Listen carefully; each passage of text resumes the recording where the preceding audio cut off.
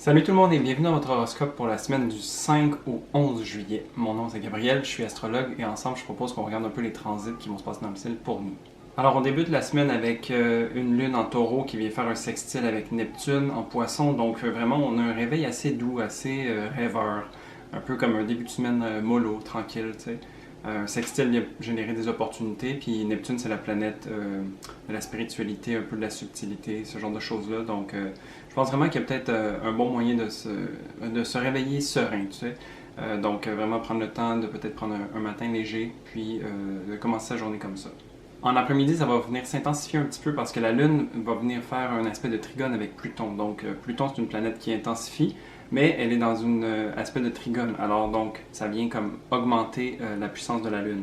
La Lune qui fait appel à nos émotions, à notre intérieur, tout ça. Et donc, c'est comme si ça venait montrer de façon douce mais et encadrante, si on peut dire, quelque chose qui pourrait nous amener à vivre mieux nos émotions. Pas longtemps après, le Soleil va venir faire un sextile avec Uranus. Donc ça, c'est vraiment le Soleil, c'est le principe de vitalité, le principe de notre ego, comment on se sent, qu'est-ce qu'on rayonne. Et donc avec Uranus, c'est vraiment comme une surprise, quelque chose qui vient être déstabilisant. Uranus est en taureau et donc vient jouer beaucoup sur nos valeurs. Et donc c'est peut-être un beau moment pour s'accorder à ce niveau-là. En soirée, la Lune va passer dans le signe du Gémeaux. Donc on sort du taureau pour vraiment aller dans le signe aérien des Gémeaux, où est-ce que c'est très mental, où est-ce que des idées fusent, où est-ce qu'il y a beaucoup de choses qui nous intéressent et on a envie d'être un peu partout à la fois.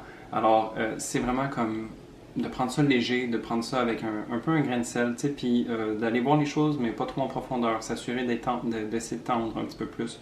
Ça peut être un beau moment pour prendre soin de soi, mais à un niveau mental. Donc, prendre du temps pour lire, par exemple, pour jouer à des jeux, vraiment faire des activités ou découvrir quelque chose. Ça peut vraiment nourrir la curiosité d'une lune en Gémeaux. Pour le mardi 6 juillet, alors une journée plutôt tranquille, il ne se passe pas grand-chose dans le ciel. C'est plus en soirée donc que ça va se passer. On a la Lune qui va venir faire des aspects positifs avec Vénus et avec Saturne. Donc avec Vénus, c'est un sextile, donc des opportunités d'aligner nos valeurs avec nos besoins, d'aligner notre monde intérieur avec les choix qu'on prend dans la vie. Donc c'est vraiment un bel accord à ce niveau-là. Et puis, sinon, il y a le trigone avec Saturne qui va venir, lui, encadrer le tout, qui va venir protéger. Donc, c'est comme si, d'une certaine manière, on allait s'aligner à l'intérieur de nous au niveau de nos besoins et de nos choix, donc de nos valeurs. Et c'est comme si on avait le terrain bien placé pour pouvoir faire ça, pour pouvoir se prendre en main et se restructurer. Et puis ça se passe tout au niveau de l'intérieur, je dirais, donc avec la Lune qui parle vraiment de notre monde intérieur. Par contre, Vénus et Saturne, eux, entre eux, il y a quelques flamèches. Donc, ils sont en opposition, alors chacun cherche un peu la même chose, mais il va de chemins complètement différents. Alors, Vénus est vraiment tournée sur les valeurs, sur ce qui est important pour elle, sur le plaisir, sur comment on aime, qu'est-ce qui nous fait du bien. Et donc, de l'autre côté, Saturne, lui, va plutôt chercher à voir c'est quoi les limites, où sont nos limites, comment qu'on fait pour s'établir. Il va avoir un regard plus critique, plus carré sur la situation. Alors vraiment, c'est peut-être à ce niveau-là, à l'intérieur, oui, on est bien supporté d'une part et d'autre par ces deux planètes-là, mais les deux ensemble viennent quand même tirer un petit peu à savoir comment est-ce qu'on devrait attaquer cette situation-là.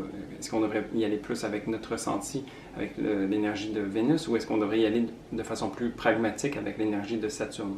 Alors toujours dans cette idée d'opposition, c'est de trouver une balance. Alors je vous dirais que essayer de nourrir autant un que l'autre, aller dans le pragmatique et le rationnel d'une part et dans le ressenti de l'autre, mais vraiment de doser les deux. Pour le 7 juillet, alors la Lune est toujours en Gémeaux et vient faire un sextile à Mars qui est en Lion. Alors vraiment ici, c'est une bonne bouffée d'air frais en fait. Donc la Lune est dans un signe d'air, représente le monde intérieur, et puis Mars représente l'action, et dans un signe de feu qui a envie d'être vu. Alors ça va être vraiment intéressant de voir comment un peu ça s'aligne ou comment on matérialise dans le monde extérieur ce qu'on ressent à l'intérieur. Donc moi j'aime toujours penser qu'un signe d'air et un signe de feu s'alimentent mutuellement parce que quand on souffle sur du feu, ça le fait grossir. Et donc ça va être vraiment intéressant de voir les actions qu'on va pouvoir poser. C'est en aspect de sextile, alors c'est vraiment des opportunités. Alors je vous dirais de garder l'œil ouvert, la matinée du moins, pour ce genre d'opportunité-là, où est-ce que vous pouvez être en accord entre l'intérieur et l'extérieur. En soirée, la Lune va faire un carré à Neptune. Alors, donc, je parlais quand même qu'il y avait des actions intérieures-extérieures qui sont posées. Tout le mois de juillet est un petit peu sur cette saveur-là de s'exprimer. Et donc, c'est peut-être pas nécessairement toujours la chose la plus confortable pour tous.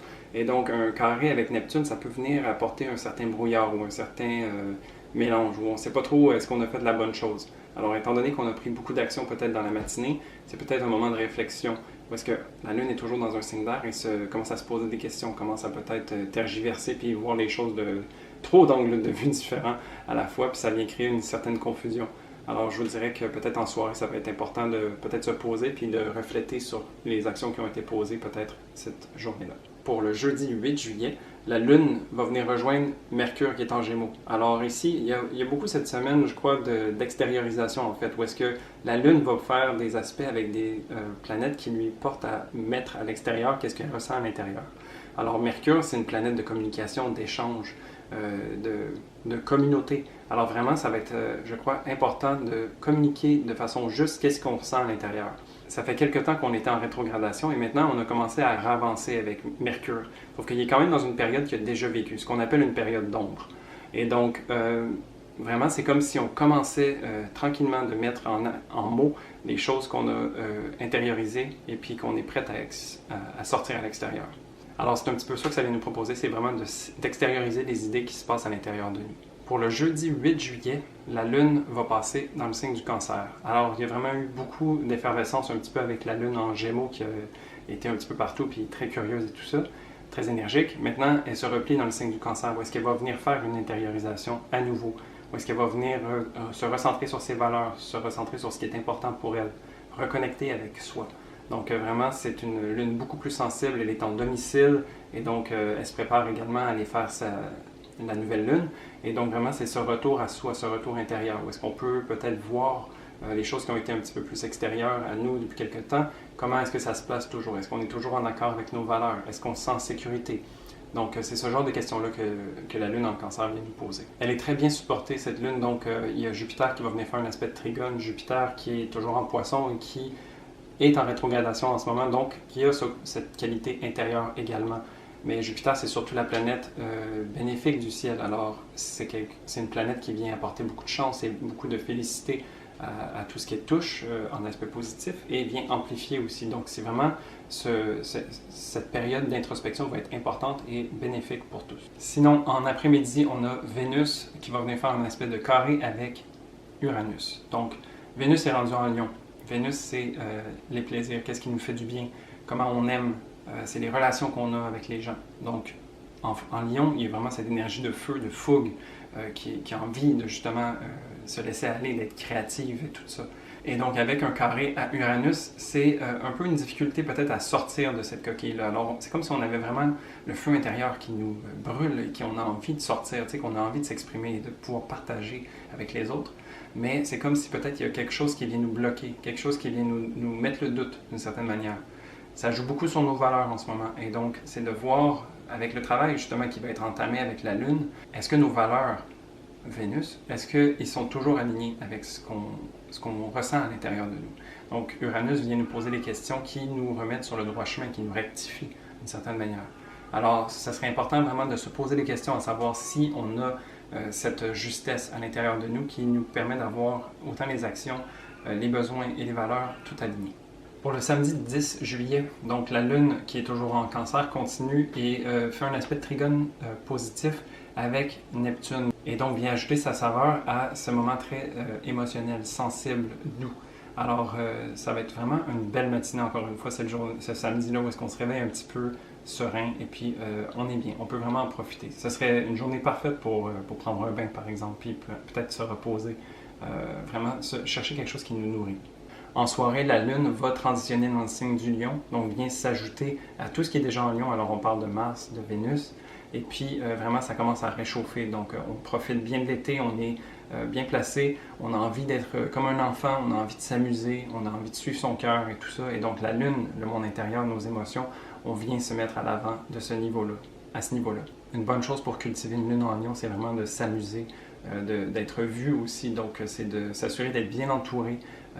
On a envie d'être vraiment avec notre tribu, si on peut dire, pendant cette période. Et puis, vraiment, c'est là qu'on peut jaillir de tous nos feux. C'est sûr que cette lune se passe pour tout le monde, mais c'est vraiment de comprendre que tout le monde peut shiner, tout le monde peut avoir sa place. Puis dans ce beau mix-là, tout le monde peut rayonner. Alors vraiment, c'est vraiment un bel équilibre Et puis il y a beaucoup d'énergie de lion, donc il y a beaucoup de vouloir se montrer, vouloir ressortir de sa carapace un petit peu. Et puis ben, c'est sûr que ça peut donner l'impression qu'on va peut-être piler sur les autres, sauf qu'il faut vraiment plutôt voir ça comme tout le monde est porté à utiliser l'énergie de cette lune pour rayonner. Alors vraiment c'est de comprendre que tout le monde peut avoir sa place, puis que c'est pas parce que toi tu brilles plus qu'un autre que tu lui enlèves de la brillance. Alors c'est vraiment oser briller au maximum pour pouvoir que les autres puissent être inspirés également et briller de plein feu eux aussi. Pour le dimanche 11 juillet, donc Mercure passe en Cancer. Alors Mercure, principe de communication et d'échange, va venir dans le signe doux et sensible du Cancer. Alors c'est vraiment un moment où est-ce qu'on va beaucoup plus parler avec son intuition, on va parler plus de ses guts, on va être beaucoup plus tourné sur l'intuitif que le mental. Donc, ça se peut qu'on ait des fois l'envie de dire quelque chose ou des fois on n'a pas envie de dire quelque chose, mais on ne sait pas trop pourquoi. Alors vraiment, c'est de suivre un petit peu son ebb and flow, suivre les aléas pour voir comment que, ça va se manifester, puis toujours s'assurer d'être aligné avec nos valeurs dans le fond.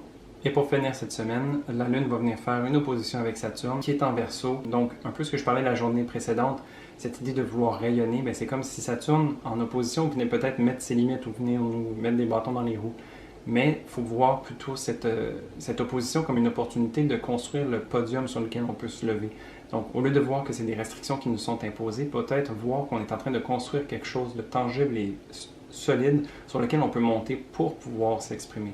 Alors, j'aime beaucoup voir, moi, les transits un petit peu plus difficiles comme étant des fondations sur lesquelles on peut se construire. Et puis là, avec Saturne en Verseau, c'est totalement ça. Parce qu'il y a ce genre de transformation qui s'opère en arrière-plan pendant tout le mois de juillet. Et donc, vraiment, il faut trouver le moyen de pouvoir se faire entendre, se faire voir. Et donc, voilà, ça fait le tour de la semaine pour nous. J'espère que tu as aimé cet horoscope. Et puis, si c'est le cas, tu peux laisser un pouce, me laisser en commentaire comment tu l'anticipes ou comment tu l'as vécu. T'abonner à la chaîne, etc. Je fais des vidéos chaque semaine. Et donc, moi, je te dis à la semaine prochaine pour un prochain horoscope. Salut!